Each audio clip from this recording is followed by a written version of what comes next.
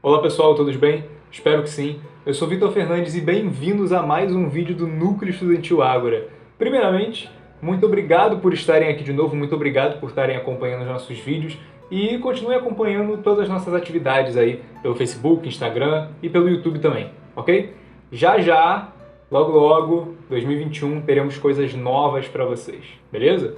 E hoje eu tô aqui para falar com vocês sobre um tema que eu gosto muito, que é sobre o papel das tragédias na Grécia do século V a.C. Por que tão específico assim, né? Na Grécia do século V a.C. Porque é nessa Grécia do século V a.C. que a gente tem um momento de ápice do teatro grego, né? De ápice de expoentes, de grandes nomes, de grandes obras do teatro grego. Por isso que a gente foca nesse momento tão específico assim, né? Bom, primeiramente, vamos falar sobre o teatro em si, beleza? Primeiro, é importante a gente lembrar que o teatro grego ele vai além do entretenimento. A experiência do teatro grego naquela época a gente não pode replicar hoje em dia, mas como assim ele vai além do entretenimento? Bom, a gente tem primeiro um aspecto religioso. A gente sabe que o teatro, desde essa antiguidade, ele sempre teve um aspecto religioso relacionado a deuses, né, que têm aspectos artísticos, que são patronos artísticos, né? Nesse caso, as festividades elas eram em honra a Dionísio, como já é de se esperar, e haviam diversas festas para Dionísio, e aí haviam encenações e concursos de teatro nas Lenéias e nas Dionisíacas. Haviam diversas festas para Dionísio durante o ano. Nessas duas eram as festas em que ocorriam as apresentações de obras teatrais, ocorriam competições de obras teatrais. A gente vai ver mais para frente aqui quem ganhou mais e quem perdeu mais nessas competições. Bom, a gente tem um aspecto educativo também, muito relacionado a ensinar a população que estava assistindo às peças sobre os mitos nos quais essas obras eram baseadas. Os mitos sobre as epopeias clássicas e também outros aspectos educativos em relação ao convívio e à cidadania que a gente vai ver um pouco mais para frente. E a gente tem uma interação social, uma questão de interação social muito forte. Por quê? Porque todo mundo podia ir assistir às obras. Mas assim, desde os escravos, a gente tinha diversos tipos de escravo, é claro, até os mais abastados da polis podiam ir assistir às obras teatrais, sabe? Porque elas tinham um fator, né, muito relacionado à cidadania, desde o cara mais abastado até o escravo. Elas estavam ligadas e podiam transmitir uma mensagem para todo esse pessoal. Aí a gente tem aqui essa imagem aqui muito legal, por quê? Essa imagem aqui ela é uma reconstrução. Isso aqui é o Teatro de Dionísio, que fica lá em Atenas. Ele fica bem perto do Templo de Atena, né? E isso aqui é uma reconstrução um tanto quanto simples dele. A arquibancada dele, na verdade, era possivelmente um pouco maior do que isso daqui, né? E isso aqui é uma reprodução de um jogo, do Assassin's Creed Odyssey, da Ubisoft. Eu acho bem interessante a gente ver, né, como eles fizeram, e não acho que a gente deva descartar esse tipo de exemplo só por ser de um videogame. Inclusive, essa imagem aqui da nossa capa é esse mesmo teatro. Esse aqui é o Teatro de Dionísio em Atenas, atualmente, e essa é a reconstrução do Teatro de Dionísio em Atenas nesse século V a.C. Olha só que legal. Aqui a gente tem esse espaço, né, que equivale a esse espaço aqui, aonde ficaria o palco, né? Eu acho muito interessante, né? Eu acho legal a gente ver esse tipo de exemplo, independente de ser de um videogame, né? Aí nós vamos para as obras e o seu papel, né? Essas obras teatrais e qual era o seu papel nessa sociedade, que a gente veio falar aqui hoje, né? Essas obras, como eu já disse, eram baseadas em mitos das epopeias clássicas, como as obras de Homero, por exemplo, né? Entre outras. E as mulheres não podiam atuar. Por que é importante a gente falar disso? Porque quando a gente fala desse teatro grego, desse momento, né, desse grande momento do teatro grego, a gente fala principalmente do teatro ateniense, do teatro das obras e das festividades que ocorriam em Atenas. Então, a gente sabe que a sociedade ateniense colocava a mulher numa hierarquia social lá embaixo, né? Você vê, elas, por exemplo, também não podiam atuar. Ainda assim, haviam muitos personagens femininos, haviam vários personagens femininos nas peças, não deixavam de ter, que eram feitos por homens, E esses personagens tinham características peculiares. Por quê? Eram mulheres fortes, decididas e com voz ativa. Por que isso é peculiar? Dentro de uma sociedade que não dá grande valor à mulher, personagens terem esse tipo de característica é algo bem de se estranhar, né? Agora, exatamente, totalmente diferente do que realmente ocorria no padrão ateniense. Eu falei exatamente concordando com o que eu mesmo escrevi no slide. Eu achei meio egocêntrico, mas ignorem. Porém, em contrapartida, essas mulheres das peças sempre eram escritas, né, relacionadas a desvios, ao erro dos outros personagens ou do enredo em si, e a atos condenáveis, né, como o suicídio. A gente tem, por exemplo, nas peças do Eurípides, as mulheres sendo sempre vilãs, as mulheres sendo sempre um dos grandes motivos da tragédia, um dos grandes pontos que move a tragédia em si para aquele final bem trágico, né? Inclusive é sobre isso que eu falo na minha pesquisa. Um dia talvez vocês leiam. E voltando àquele valor educativo, as peças passavam ao espectador um parâmetro de como ser, um parâmetro para ser um cidadão exemplar. Então, como eu disse, a educação que a peça passava era algo grande, algo para todo mundo. Como ser um cidadão exemplar dentro da polis, né? Essa mensagem que as peças passavam era um dos motivos que fazia com que o Estado fosse quem arcasse com os custos das obras, das peças, sabe? As peças ajudam a formar bons cidadãos, nada mais justo do que o próprio Estado ajudar o teatro, né? Aí a gente tem aí essa obra aqui, da peça Hipólito, escrita por Eurípides, esse daqui é o Hipólito, inclusive, tá? Sendo arrastado pela carruagem dele. Eu não darei spoilers sobre Hipólito, mas temos essa coisa que eu falei de mulheres sendo o motivo da tragédia. Mulheres e deusas, olha aí. Então, leia o Hipólito. Aí a gente vai falar um pouquinho sobre os autores, os grandes autores dessa época, né? Os trágicos e um cômico, um só. A gente tem primeiro o Ésquilo. Ésquilo, ele também é conhecido em alguns meios, né, para alguns, como o pai da tragédia. O pai da tragédia grega. Eu digo para alguns porque não sei se para todos, né? De repente não é algo unânime. Ele escreveu em torno de 70 e pouco a 90 peças e pra gente chegaram 7 peças só inteiras.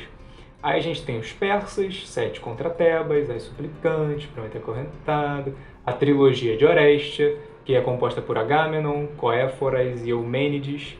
E algo diferente sobre o Ésquilo é que ele era um soldado.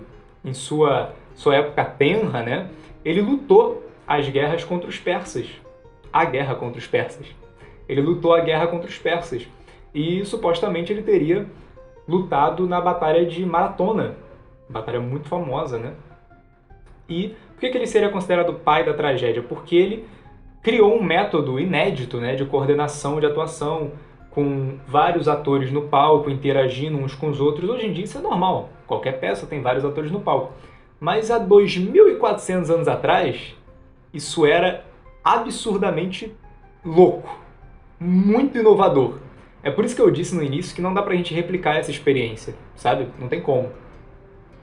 Seguindo, a gente tem o Sófocles. Sófocles, que é o amor da vida da minha querida professora Fernanda Matos. O Sófocles também escreveu, em média, 90 peças e chegaram pra gente também inteiras só 7, né? Aí a gente tem peças muito famosas, que muitas pessoas conhecem ou acham que não conhecem, mas na verdade conhecem, né? A gente tem Ajax, Antígona, As Traquínias, Édipo Rei, Electra, Filoctetes e Édipo em Colono. Édipo Rei é que eu tenho certeza que todo mundo conhece, mesmo que ache que não conheça. Até porque é dessa história que sai o transtorno de Édipo. Então, se você sabe o que é transtorno de Édipo, você sabe pelo menos uma parte dessa história. E o Sófocles foi o maior campeão das competições teatrais que aconteciam nas festividades em honra a Dionísio em Atenas, né? Assim, ele quase sempre ficou em primeiro lugar, e o mais baixo que ele chegou, o mais bottom que ele chegou, foi o segundo lugar. Então o cara era fenomenal, né? Temos que prestar o nosso respeito ao Sófocles. E aí a gente tem o meu queridinho, que é o Eurípides.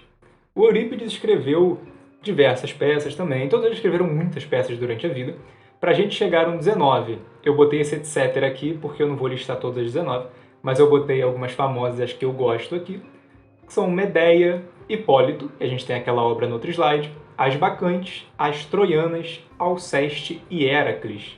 Sim, Héracles, o Hércules, sabe?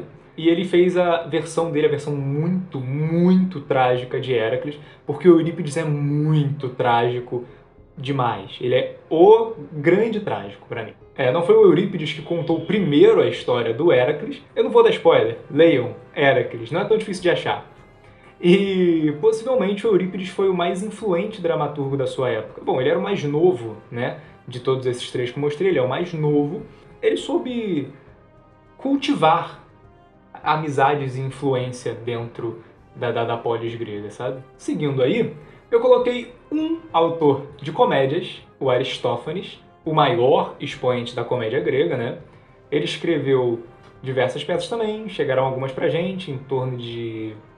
eu não lembro bem. É menos que o Eurípides, mas é mais que o Sófocles. Tá entre 19 e 7.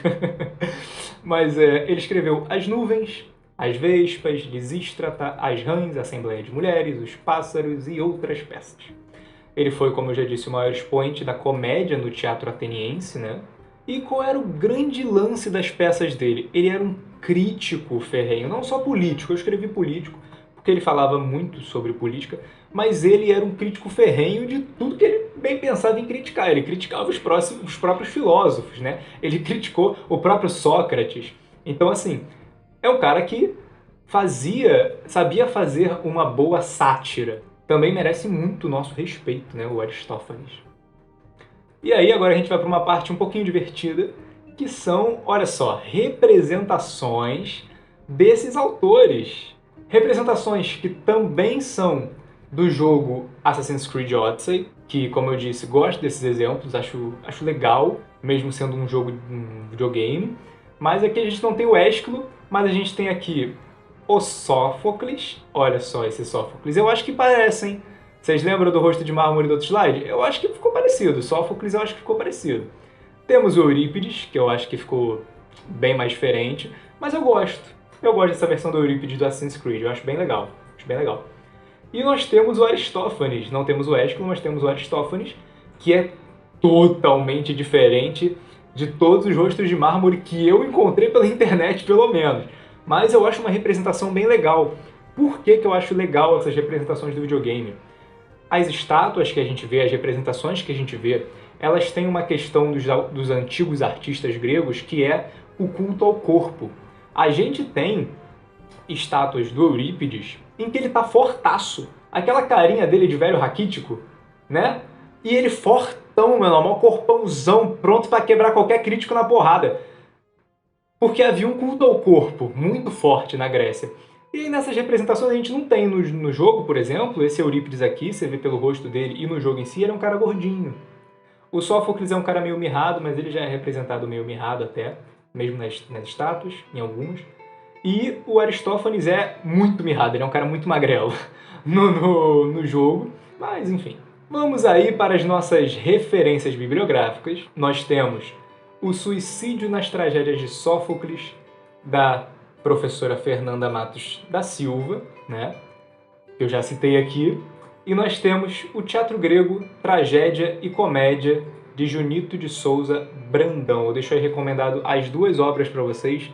São livros muito legais, tá? Inclusive, O Suicídio nas Tragédias de Sófocles, da professora Fernanda, está à venda na livraria Autobiografia. Então vai lá, compre, se você puder, né, apoiar a historiadora, a autora, né?